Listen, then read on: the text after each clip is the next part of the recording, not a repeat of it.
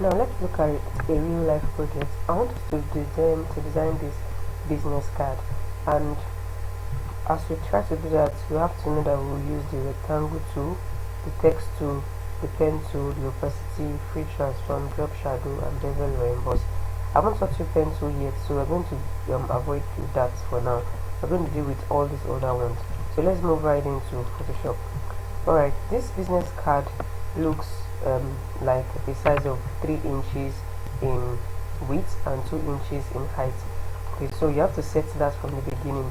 We'll go to File, New, and set this at 3 and this at 2. Make sure that inches is selected here. The resolution is 300. The color mode is RGB, and your background content is transparent. Say OK, and this is what comes out. Okay, so let's look at this design again. This first thing is a rectangle, so I have a rectangle with like a very light purple background, and then another rectangle here, another rectangle here, and then I have all this as text.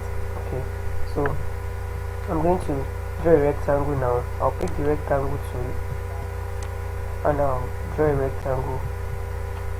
Right now, whenever you draw a rectangle and it is not your desired color, all you need to do is to double click within this icon, within this thumbnail rather, double click inside, and then this color palette comes out.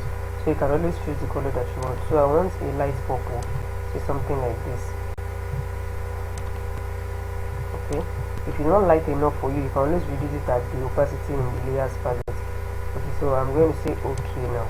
Then another thing we should do is to bring in our picture. This business card has a background picture of people typing on a keyboard and all that. So we're going to look for that picture. So we are going to drag that picture from the ones you downloaded the other day, drag it into Photoshop. So I'll go to where my own picture is saved. Okay, here, this is it. So I'm just going to drag it and drop it here. It fills up this whole space, just like it's going set to my document, and then I'm going to say OK to accept that change. The thing is, in this picture here, this